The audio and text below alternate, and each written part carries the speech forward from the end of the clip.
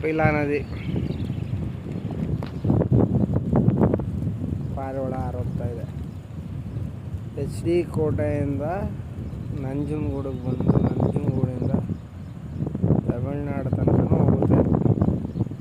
ಇದು ಪುಣ್ಯಕ್ಷೇತ್ರ ದಕ್ಷಿಣ ಕಾಶಿ. ಎಷ್ಟು ಬ್ಯೂಟಿಫುಲ್ ಅಲ್ವಾ ನೇಚರು. ಅಲ್ಲಿ ನೋಡು,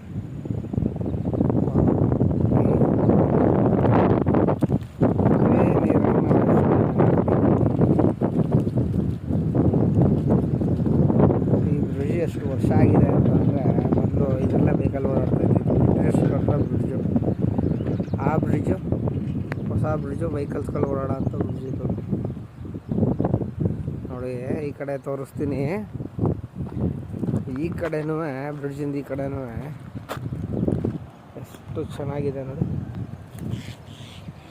ಗಿಳಿಗಳೆಲ್ಲ ಹಾರಾಡ್ತವೆ, ಗಿಳಿಗಳೆಲ್ಲ ಗೂಡು ಕಟ್ಟಿರ್ತವೆ.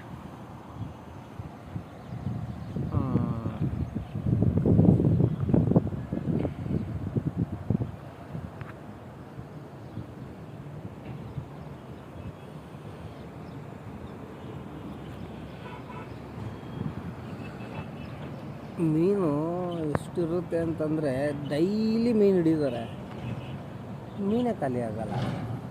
ಇಲ್ಲೆಲ್ಲೋ ಆಗಲೇ ಇಲ್ಲೆಲ್ಲೋ ಮೀನು ವಾಸನೆ ಬರ್ತಾಯಿದೆ. ಇಲ್ಲೇ ಇದೆಯಲ್ಲ ಮೀನು, ಕ್ಲೀನ್ ಮಾಡಿ ಇಲ್ಲೇ ವಾಸನೆ ಬರ್ತಾಯಿದೆಯಪ್ಪ ಮೀನು. ಇದೆ ವಾವ್ ಅಲ್ಲ, ಚೆನ್ನಾಗಿದೆ ಅಲ್ವಾ ಇದು. ಇವಾಗ ಇಲ್ಲೊಂದು ಟ್ರೈನ್ ಬರುತ್ತೆ, ಇವಾಗ ಟೈಮ್ ಆಗಿದೆ ಟ್ರೈನ್ದು.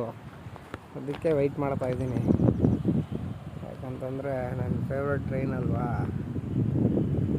ನಾನು ಯೂಟ್ಯೂಬ್ ಓಪನ್ ಮಾಡಿದಾಗ ಏನು ಕಂಟೆಂಟ್ ಮಾಡಲಿ ಅಂತ ಯೋಚನೆ ಮಾಡಿದೆ. ಏನು ಕಂಟೆಂಟ್ ಬಂತು.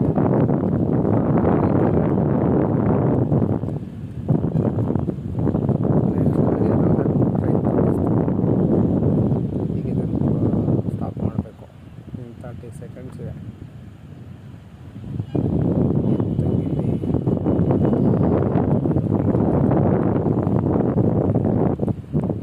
ಎಷ್ಟು ಪೀಸ್ಫುಲ್ ಆಗಿರುತ್ತೆ ಅಂದರೆ ಹರಿಯೋ ನೀರನ್ನ ನೋಡ್ತಾ ಕೂತ್ಕೊಂಡ್ರೆ ನೋಡ್ತಾನೇ ಇರ್ಬೇಕು ಅನಿಸುತ್ತೆ ಅಲ್ವಾ.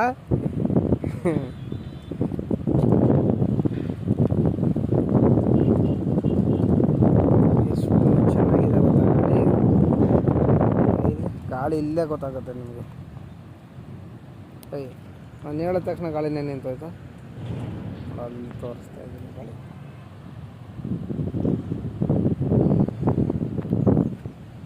ಫೈನಲ್ ಶಾಟ್ ಒಂದು 360 ನೋಡೋಣ. ಅದು ಒಳ್ಳೆ ಟೈಮಲ್ಲಿ ಬಂದಲ್ಲಮ್ಮ. ಎಲ್ಲಿದೆಯಾ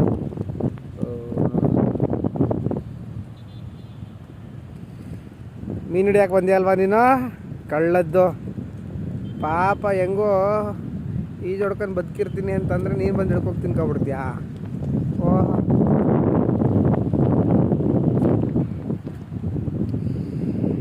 ವಾಚ್ ಅವರ್ ಇನ್ಕ್ರೀಸ್ ಮಾಡೋದು ಹೆಂಗೆ? ಯಾರು ಟಿಪ್ಸ್ ಕೊಡ್ರಿ ಬೇಗ. ಏನು ಮಾಡೋದು? ಸಾಕಾ? ಸಾಕು, ತುಂಬ ಉದ್ದ ಬೇಡ. ಇದೇ ಇದೆ. ನಾನು ಸ್ವಲ್ಪ ಮೇಲೆ ಏನಾರು ಎಡಿಟ್ ಮಾಡೋದಕ್ಕೂ ನಂತರ ಯಾವುದೂ ಸಾಫ್ಟ್ವೇರ್ಸ್ ಇಲ್ಲ. ಏನು ಮೊಬೈಲಲ್ಲಿ ವೀಡಿಯೋ ಮಾಡ್ತೀನೋ ಅದೇ. ಎಡಿಟ್ ಮಾಡೋದಕ್ಕೆ ಏನಾದರೂ ಫೆಸಿಲಿಟಿ ಮಾಡಬೇಕು. ಹಿಂಗೆ ಕಂಟೆಂಟು ನಾನು ಬರೀ ಮೊಬೈಲಲ್ಲಿ ತೆಗೆದು ಹಾಕ್ತಾಯಿದ್ರೆ ನೀವುಗಳು ನೋಡೋದು ಇಲ್ಲ, ನಮ್ಮದು ವಾಚ್ ಅವರ್ಸ್ ಇನ್ಕ್ರೀಸ್ ಆಗಲ್ಲ ಅಲ್ಲ, ಬೋರ್ ಆಗಿಬಿಡುತ್ತಲ್ಲ.